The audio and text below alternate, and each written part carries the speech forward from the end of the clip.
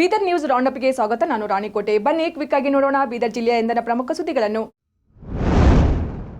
ಅವರ ಶಾಸಕ ಪ್ರಭು ಚವ್ಹಾಣ್ ಜಾತಿ ಪ್ರಮಾಣ ಪತ್ರ ರದ್ದುಪಡಿಸಬೇಕೆಂದು ಆಗ್ರಹಿಸಿ ಏಪ್ರಿಲ್ 16ರಂದು ನಗರಕ್ಕೆ ಆಗಮಿಸಲಿರುವ ಮುಖ್ಯಮಂತ್ರಿ ಸಿದ್ದರಾಮಯ್ಯನವರಿಗೆ ಫೇರಾವ್ ಹಾಕಲಾಗುವುದೆಂದು ವಿವಿಧ ದಲಿತ ಸಂಘಟನೆಗಳ ಒಕ್ಕೂಟ ತಿಳಿಸಿದೆ.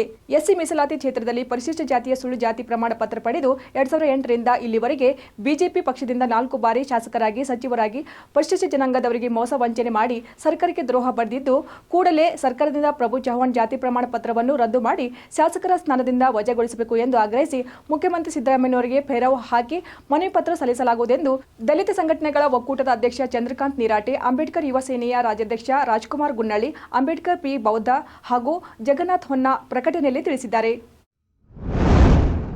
ಇದೇ ಏಪ್ರಿಲ್ 16ರಂದು ಸಿಎಂ ಸಿದ್ದರಾಮಯ್ಯ ಹಾಗೂ ಡಿಸಿಎಂ ಡಿಕೆ ಶಿವಕುಮಾರ್ ಬೀದರ್ಗೆ ಆಗಮಿಸಲಿದ್ದು 2025 ಕೋಟಿ ಅನುದಾನ ಕಾಮಗಾರಿಗಳಿಗೆ ಚಾಲನೆ ನೀಡಲಿದ್ದಾರೆ. ಜೊತೆಗೆ ಕಳೆದ 1 ವರ್ಷದಿಂದ ಸ್ಥಗಿತಗೊಂಡಿರುವ ಬೀದರ್ ಬೆಂಗಳೂರು ವಿಮಾನಯಾನ ಸೇವೆಗೆ ಏಪ್ರಿಲ್ 16ರಂದು ಸಿಎಂ ಸಿದ್ದರಾಮಯ್ಯ ವಿದ್ಯುಕ್ತವಾಗಿ ಚಾಲನೆ ನೀಡಲಿದ್ದಾರೆ ಎಂದು ಬೀದರ್ ಜಿಲ್ಲಾ ಉಸ್ತುವಾರಿ ಸಚಿವ ಈಶ್ವರ್ ಖಂಡ್ರೆ ಹೇಳಿದ್ದಾರೆ. ನಾಗರಿಕ ವಿಮಾನಯಾನ ಬೀದರ್ ಬೆಂಗಳೂರು ಒಂದು ಸಮಯವನ್ನು ಅನುಕೂಲ ಮಾಡಿಕೊಂಡು ಪ್ರಾರಂಭ ಆಗ್ತಾ ಇದೆ. 15ಕ್ಕೆ ಪ್ರಾರಂಭ ಆದರೂ ಮಾನ್ಯ ಮುಖ್ಯಮಂತ್ರಿಗಳು 16ನೇ ತಾರೀಕಿಗೆ ಬರ್ತಾ ಇದ್ದಾರೆ. ಹೀಗಾಗಿ 16ನೇ ತಾರೀಕಿಗೆ ಸಾಯಂಕಾಲ 4 ಗಂಟೆಗೆ, 17ನೇ ತಾರೀಕಿಗೆ ಬೆಳಿಗ್ಗೆ ಏನು ಪ್ರಯಾಣಿಕರು ಬೆಂಗಳೂರಿಗೆ ಇವತ್ತು ಪ್ರಯಾಣ ಮಾಡ್ತಾರೆ ಅವರಿಗೆ 5 ಬೋರ್ಡಿಂಗ್ ಕಾರ್ಡ್ ಅಲ್ಲೇ ಆ ಒಂದು ಇನ್ಫೋ ಸ್ಟೇಷನ್ ನಮ್ಮ ಟರ್ಮಿನಲ್ ಏನಿದೆ ಅಲ್ಲಿ ಅವರಿಗೆ ಕೊಟ್ಟು ವಿದ್ಯುಕ್ತವಾಗಿ ಇದಕ್ಕೆ ಚಾಲನೆ ಕೊಡುವಂತದಕ್ಕೆ ಸನ್ಮಾನ್ಯ ಮುಖ್ಯಮಂತ್ರಿಗಳು ಒಪ್ಪಿಗೆಯನ್ನು ಕೊಟ್ಟಿದ್ದಾರೆ. ಹೀಗಾಗಿ ಈ ಒಂದು ವೇದಿಕೆ ಮುಖಾಂತರ ನಾನು ಮಾನ್ಯ ಮುಖ್ಯಮಂತ್ರಿಗಳಿಗೆ, ಉಪಮುಖ್ಯಮಂತ್ರಿಗಳಿಗೆ ಮತ್ತು ನಮ್ಮ ಸಚಿವ ಸಂಪುಟದ ಎಲ್ಲಾ ಸದಸ್ಯರುಗಳಿಗೆ ಧನ್ಯವಾದ. ವಿದ್ಯಾನಗರದ ಕಾಲೋನಿಯಲ್ಲಿ ನಿನ್ನೆ ನಡೆದ ಘಟನೆ. ಅಪರಿಚಿತ ವ್ಯಕ್ತಿ ಅಡ್ರೆಸ್ ತಪ್ಪಿ ಮನೆಗೆ ಬಂದಿದ್ದಂತೆ ಸಂಬಂಧಿಕರಿಗೆ ಮದುವೆ ಕಾರ್ಡ್ ಕೊಡಲು ಬಂದಿದ್ದ ಮಕ್ಕಳಿಗೆ ಅಡ್ರೆಸ್ ಕೇಳಿದಾಗ ಮಕ್ಕಳು ಪೋಷಕರಿಗೆ ತಿಳಿಸಿದ್ದಾರೆ. ಪೋಷಕರು ಜೋರಾಗಿ ಕೂಗಿದಾಗ ಆತ ಓಡಿ ಹೋದಿನಂತೆ. ಇದರಲ್ಲಿ ಮಕ್ಕಳನ್ನು ಕಳ್ಳತನ ಮಾಡುವ ಉದ್ದೇಶ ಇಲ್ಲವಂತೆ ಪ್ರಾಥಮಿಕ ಹಂತದ ತನಿಖೆಯಲ್ಲಿ ತಿಳಿದು ಬಂದಿದೆ. ಆ ಆಮಂತ್ರಣ ಪತ್ರನ ಹಂಚಿಕೆ ಮಾಡಬೇಕಂತ ವಿದ್ಯಾನಗರ ಬಡಾವಣೆಗೆ ಬಂದು ಅಡ್ರೆಸ್ ಕನ್ಫ್ಯೂಸ್ ಆಗಿ ಅಲ್ಲಿದ್ದ ಮಕ್ಕಳನ್ನು ಕೇಳ್ಕೊಳ್ತಾನೆ. ಆ ಮಕ್ಕಳು ಹೋಗಿ ಪೋಷಕರಿಗೆ ವಿಷಯ ತಿಳಿಸಿದ್ದಾಗ ಗಾಬರಿಗೊಂಡಿದ್ದ ಪೋಷಕರು ಅಪರಿಚಿತರು ಯಾರೋ ತಮ್ಮ ಮಕ್ಕಳೊಟ್ಟಿಗೆ ಮಾತಾಡೋಕ್ಕೆ ಬಂದಿದ್ದಾರೆ ಅನ್ನುವ ಒಂದು ಗೊಂದಲದಲ್ಲಿ ಜೋರಾಗಿ ಕೂಗ್ಕೊಂಡು ಹೊರಗಡೆ ಬರ್ತಾರೆ. ಅದನ್ನು ಕೇಳಿದ ತಕ್ಷಣ ಈ ವ್ಯಕ್ತಿ ಹೆದರ್ಕೊಂಡು ಬೈಕ್ ಮೇಲೆ ಓಡಿ ಹೋಗ್ತಾನೆ. ಇದೆಲ್ಲ ಫುಟೇಜಸ್ ಸಮೇತ ನಮಗೆ ಸಿಕ್ಕಿದ್ದಾವೆ. ಆಮೇಲೆ ಈ ವ್ಯಕ್ತಿಯನ್ನು ವಿಚಾರಿಸಿದ್ದಾಗ ನಾವು ಊರಿಗೆ ಈ ಮದುವೆ ಆಮಂತ್ರಣ ಪತ್ರ ಹಂಚಿಕೆ ಬಗ್ಗೆ ಹೇಳ್ತಾನೆ.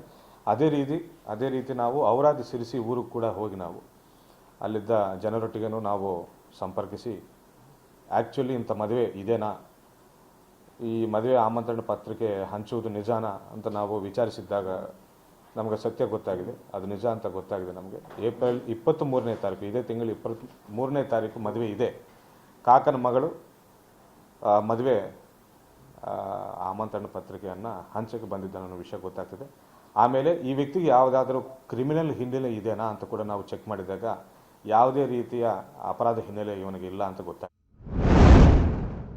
ನಾಳೆಯಿಂದ ಬೀದರ್ನಲ್ಲಿ ವಿಮಾನಯಾನ ಪುನರ್ ಆರಂಭವಾಗಲಿದೆ. 2023ರಲ್ಲಿ ಡಿಸೆಂಬರ್ನಲ್ಲಿ ಸ್ಥಗಿತಗೊಂಡಿದ್ದ ವಿಮಾನಯಾನ ಹಾರಾಟ 1.5 ವರ್ಷದ ನಂತರ ಮತ್ತೆ ಹಾರಾಟವಾಗಲಿದೆ. ವಿಮಾನ ನಾಳೆಯಿಂದ ಹಾರಾಟ ನಡೆಸಲಿರುವ ಸ್ಟಾರ್ ಏರ್ಲೈನ್ಸ್ ಪುನರ್ ಆರಂಭಕ್ಕೆ ಕೆಕೆಆರ್ಡಿಬಿಯಿಂದ 14 ಕೋಟಿ ಮೀಸಲು. ನಾಳೆ ಬೆಳಗ್ಗೆ 7:45ಕ್ಕೆ ಬೆಂಗಳೂರಿನಿಂದ ಬರಲಿದೆ. ವಿಮಾನ ಬೆಳಗ್ಗೆ 9 ಗಂಟೆ ಬೀದರ್ ವಿಮಾನಕ್ಕೆ ತಲುಪಲಿದೆ. ಮಗಳ ಮದುವೆಗೆಂದು ಚಿನ್ನಾಭರಣ ಖರೀದಿಸಿದ್ದ ಮಾಜಿ ಯೋಧನೊಬ್ಬ ಲಗ್ನ ಪತ್ರಿಕೆ ಹಂಚಲು ಹೋಗಿದ್ದ. ಇತ್ತ ಕದಿಮರು ಮನೆಗೆ ಕನ್ನ ಹಾಕಿದ್ದಾರೆ. ಮಗಳ ಮದುವೆಗೆಂದು ಮಾಡಿದ್ದ 16 ತೊಲೆ ಬಂಗಾರ, 5 ತೊಲೆ ಬೆಳ್ಳಿ ಇದೀಗ ಕಳ್ಳರ ಪಾಲಾಗಿದೆ. ಬೀದರ್ ನಗರದ ಸಂಗಮೇಶ್ವರ ಕಾಲೋನಿಯಲ್ಲಿ ಈ ಘಟನೆ ನಡೆದಿದೆ. ಮಾಜಿ ಯೋಧ ವೀರಶೆಟ್ಟಿ ಗಾಳೆಪ್ಪ ರಾಮಶೆಟ್ಟಿ ಎಂಬುವರ ಮನೆಯಲ್ಲಿ ಕಳ್ಳತನವಾಗಿದೆ.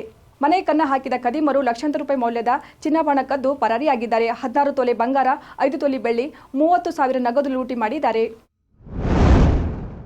ಬಾಬಾ ಸಾಹೇಬ್ ಅಂಬೇಡ್ಕರ್ ಅವರ 134ನೇ ಜನ್ಮದಿನದ ನಿಮಿತ್ತ ಇಂದು ಸಾಗರ್ ಖಂಡ್ರೆ ಅಭಿಮಾನಿಗಳ ವತಿಯಿಂದ ಬೀದರ್ ನಗರದಲ್ಲಿ ಬೃಹತ್ ಬೈಕ್ ರ್ಯಾಲಿಯನ್ನು ಹಮ್ಮಿಕೊಳ್ಳಲಾಯಿತು. ಯುವ ಕಾಂಗ್ರೆಸ್ ಮುಖಂಡ ವಿಶಾಲ್ ಪಾಟೀಲ್ ಅವರ ನೇತೃತ್ವದಲ್ಲಿ ನೂರಾರು ಸಂಖ್ಯೆಯಲ್ಲಿ ಜಮಾಯಿಸಿದ ಸಾಗರ್ ಖಂಡ್ರೆ ಅಭಿಮಾನಿಗಳು ಅಂಬೇಡ್ಕರ್ ಅವರ ಜೈಘೋಷಿಗಳನ್ನು ಕೂಗುತ್ತಾ ಬೀದರ್ ನಗರದ ಗುಂಪಾನಿಂದ ಅಂಬೇಡ್ಕರ್ ವೃತ್ತದವರೆಗೆ ಬೈಕ್ ರ್ಯಾಲಿ ನಡೆಸಿದರು. ರ್ಯಾಲಿ ನಂತರ ಅಂಬೇಡ್ಕರ್ ವೃತ್ತದಲ್ಲಿ ಬಾಬಾ ಸಾಹೇಬರ ಪುತ್ಥಳಿಗೆ ಮಾಲಾರ್ಪಣೆ ಮಾಡಿ ಉತ್ತರ ಕರ್ನಾಟಕ ಸುದ್ದಿವಾಹಿನಿಯೊಂದಿಗೆ ಮಾತನಾಡಿದ NSUI national coordinator Firoz Khan, Baba ಸಾಹೇಬರ ಜನ್ಮದಿನದ ನಿಮಿತ್ತ ಸಾಗರ್ ಖಂಡ್ರೆ ಅಭಿಮಾನಿಗಳ ವತಿಯಿಂದ ಗುಂಪಾದಿಂದ ಅಂಬೇಡ್ಕರ್ ವೃತ್ತದವರೆಗೆ ಬೈಕ್ ರ್ಯಾಲಿ ಮಾಡಿದ್ದೇವೆ ಎಂದರು. सभी को नमस्कार, आदाब, सभी को जय भीम। आज 14 अप्रैल के दिन बाबा साहब अंबेडकर का जन्मदिन यहाँ पे माला अर्पणा के साथ अंबेडकर सर्कल पे मनाया गया और गुम्पा से अंबेडकर सर्कल तक रैली रखी गई। जो भी सभी हमारे बाबा साहब के अभिमानी हैं उन सभी को मेरा धन्यवाद और सभी को जय भीम। ಸಾಂಸ್ಕೃತಿಕ ನಾಯಕ ವಿಶ್ವಗುರು ಬಸವಣ್ಣನವರ ಜಯಂತ್ಯೋತ್ಸವದ ಪೂರ್ವಭಾವಿ ಸಭೆ ದಿನಾಂಕ 15 ಏಪ್ರಿಲ್ 2025ರಂದು ಮಂಗಳವಾರ ಸಾಯಂಕಾಲ 5 ಗಂಟೆಗೆ ಬೀದರ್ ನಗರದ ಗಾಂಧಿಗಂಜ್ನಲ್ಲಿರುವ ಬಸವೇಶ್ವರ ದೇವಸ್ಥಾನದಲ್ಲಿ ಆಯೋಜಿಸಲಾಗಿದೆ. ಬಸವ ಜಯಂತಿ ಉತ್ಸವ ಅದ್ದೂರಿಯಾಗಿ ಅರ್ಥಪೂರ್ಣವಾಗಿ ಆಚರಿಸುವ ಪ್ರಯುಕ್ತ ಎಲ್ಲ ಬಸವಪರ ಸಂಘಟನೆಗಳ ಪ್ರಮುಖ ಹಾಗೂ ಬಸವ ಅಭಿಮಾನಿಗಳು ಸಭೆ ಕರೆಯಲಾಗಿದೆ. ದಯವಿಟ್ಟು ಎಲ್ಲ ಬಸವ ಭಕ್ತರು ಹಾಗೂ ಎಲ್ಲ ಸಂಘ ಸಂಸ್ಥೆಗಳ ಪ್ರಮುಖರು ಹೆಚ್ಚಿನ ಸಂಖ್ಯೆಯಲ್ಲಿ ಭಾಗವಹಿಸಿ ಉತ್ಸವದ ಯಶಸ್ವಿಗೆ ತಮ್ಮ ಸಲಹೆ ಸೂಚನೆಗಳು ನೀಡಿ ಸಭೆ ಯಶಸ್ವಿಗೊಳಿಸಲು ಸಮಿತಿ ಮನವಿ ಮಾಡಿದೆ. ಸಂವಿಧಾನ ಶಿಲ್ಪಿ ಬಾಬಾ ಸಾಹೇಬ್ರ 134ನೇ ಜಯಂತ್ಯೋತ್ಸವದ ಅಂಗವಾಗಿ ಪ್ರಜಾಪ್ರಭುತ್ವ ಸಂರಕ್ಷಣಾ ಸಮಿತಿ ವತಿಯಿಂದ ಬೀದರ್ನ ಬ್ರಿಮ್ಸ್ ಆಸ್ಪತ್ರೆಯ ಬಡ ರೋಗಿಗಳಿಗೆ ಹಣ್ಣು ಹಂಪಲುಗಳನ್ನು ವಿತರಿಸಲಾಯಿತು. ಹಣ್ಣು ಹಂಪಲು ವಿತರಿಸಿ ಉತ್ತರ ಕರ್ನಾಟಕ ಸುದ್ದಿವಾಹಿನಿಯೊಂದಿಗೆ ಮಾತನಾಡಿದ ಪ್ರಜಾಪ್ರಭುತ್ವ ಸಂರಕ್ಷಣಾ ಸಮಿತಿ ಅಧ್ಯಕ್ಷ ಗಗನ್ ಫೂಲೆ, ವಿಶ್ವಜ್ಞಾನಿ ಬಾಬಾ ಸಾಹೇಬ್ರ ಹುಟ್ಟುಹಬ್ಬದ ಅಂಗವಾಗಿ ಬಡ ರೋಗಿಗಳಿಗೆ, ನಿರ್ಗತಿಕರಿಗೆ ಹಣ್ಣು ಹಂಪಲ ವಿತರಿಸಿದ್ದೇವೆ. ಬಾಬಾ ಸಾಹೇಬರು ನಮಗೆ ನೀಡಿದ ಭಿಕ್ಷೆಯಿಂದ ಬೆಳೆದ ನಾವು ಅವರ ಹುಟ್ಟುಹಬ್ಬದಂದು ನಮ್ಮ ಕೈಲಾದಷ್ಟು ಸಹಾಯ ಮಾಡುವ ಮೂಲಕ ಅವರನ್ನು ಸ್ಮರಿಸುತ್ತೇವೆ ಎಂದರು. ಡಾಕ್ಟರ್ ಬಾಬಾ ಸಾಹೇಬ್ ಅಂಬೇಡ್ಕರ್ ಅವರ 134ನೇ ಜಯಂತಿಯ ಅಂಗವಾಗಿ ಇಂದು ಬೀದರಿನ ಸಾರ್ವಜನಿಕ ಆಸ್ಪತ್ರೆಯಲ್ಲಿ ನಮ್ಮ ಪ್ರಜಾಪ್ರಭುತ್ವ ಸಂರಕ್ಷಣಾ ಸಮಿತಿಯ ಸಂಘಟನೆ ವತಿಯಿಂದ ಇಲ್ಲಿ ರೋಗಿಗಳಿಗೆ, ಬಡವರಿಗೆ, ನಿರ್ಗತಿಕರಿಗೆ ಹಣ್ಣು ಹಂಪಲು ಹಂಚುವ ಕಾರ್ಯಕ್ರಮ ಹಮ್ಮಿಕೊಂಡಿದ್ದೇವೆ. ಒಂದು ಕಾರ್ಯಕ್ರಮ ಇದು ಏನೇನು ಮಾಡ್ತಾಯಿದ್ದೀವಿ ನಾವು, ಅದೆಲ್ಲ ನಮ್ಮ ಬಾಬಾ ಸಾಹೇಬ್ ಕೊಟ್ಟಿಂದ ಭಿಕ್ಷೆ ಅದ. ಆ ಭಿಕ್ಷಕ್ಕೆ ನಾವು ಸ್ವಲ್ಪ ಒಂದು ಅಣಿಯಾದ್ರೂ ಒಂದು ಪೈಸೆ ಇಲ್ಲದ್ರಿಲ್ಲ, ಒಂದು ಸ್ವಲ್ಪ ನಮ್ಮದು ಕೈಲಾದಷ್ಟು ನಾವು ಸಹಾಯ ಮಾಡ್ಬೇಕಂತಂದು ನಾವು ಇಲ್ಲಿ ಬಂದಿದ್ದೇವೆ. ಅದು ಇಷ್ಟೆಲ್ಲ ಜನರು ನಮ್ಮದೆಲ್ಲ ಆತ್ಮೀಯ ಅಣ್ಣತಂಬರು ಇದ್ದಾರೆ.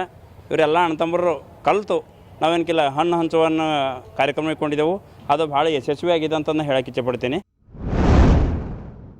ಅಂಬೇಡ್ಕರ್ ಜಯಂತಿ ಕಾರ್ಯಕ್ರಮದಲ್ಲಿ ಶಾಸಕ ಮತ್ತು ಮಾಜಿ ಸಚಿವನ ನಡುವೆ ಜಟಾಪಟಿ ನಡೆದಿದ್ದು, ಹುಮ್ನಾಬಾದ್ ಶಾಸಕ ಸಿದ್ದು ಪಾಟೀಲ್ ಹಾಗೂ ರಾಸಿಕರ್ ಪಾಟೀಲ್ ನಡುವೆ ವಾಗ್ವಾದ.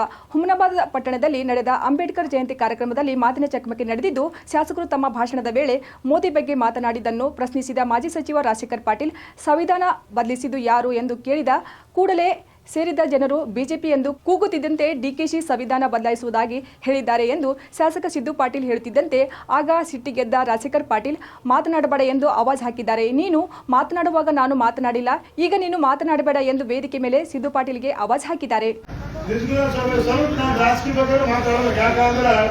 ನರೇಂದ್ರ ಮೋದಿ ಬಗ್ಗೆ ಇದ್ರ ಬಗ್ಗೆ ಪ್ರಸ್ತಾವನೆ ಮಾಡಿದಾಗ ನಮ್ಮ ಸರ್ಕಾರ ನಮ್ದು ಏನ್ ಮಾಡ್ತಾ ಇದ್ದೇವೆ ನಾನು ಕೂಡ ಹೇಳಬೇಕಾಗ್ತದೆ ವೇದಿಕೆ ಮುಖಾಂತರ. ಇವತ್ತು ಯಾರು ನರೇಂದ್ರ ಮೋದಿ ಬಗ್ಗೆ ಮಾತಾಡ್ತಾ ಇದ್ರಿ, ಎಲ್ಲಿ ಅಂಬೇಡ್ಕರ್ ಬರೆದಿರ್ತಕ್ಕಂಥ ಸಂವಿಧಾನ ಬದಲಾವಣೆ ಮಾಡ್ತಕ್ಕಂಥ ಕೆಲಸ ಯಾವ ಪಕ್ಷ ಮಾಡ್ತಾ ಇದೆ ಬಂದ್ರೆ? ಯಾವ ಪಕ್ಷ ಮಾಡ್ತಾ ಇದೆ? ಭಾರತೀಯ ಜನತಾ ಪಾರ್ಟಿ ಏನ್ ಮಾಡ್ತು? ಸಂವಿಧಾನ ಬದಲಾವಣೆ ಮಾಡ್ತಕ್ಕಂಥದ್ದು. ಸಂವಿಧಾನ ಬದಲಾವಣೆ ಮಾಡ್ತಾರೆ. ನಾನು ನಿಮ್ಗೆ ಹೇಳತ್ತಿಲ್ಲ, ಅವ್ರಿಗೆ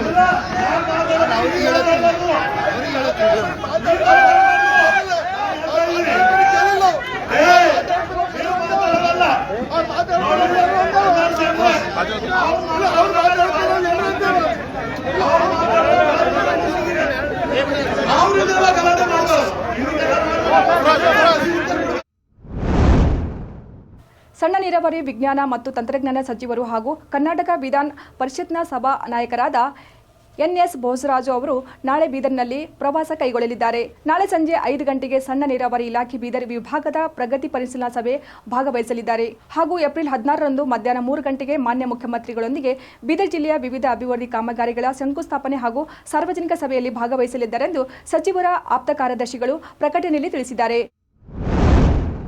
ಇವಾಗಿದು ಬೀದರ್ ಜಿಲ್ಲೆಯಿಂದನ ಪ್ರಮುಖ ಸುದ್ದಿಗಳು. ಮತ್ತೆ ನಾಳೆ ಭೇಟಿಯಾಗೋಣ. ಬೀದರ್ ರೌಂಡಪ್ನಲ್ಲಿ. ನಮಸ್ಕಾರ.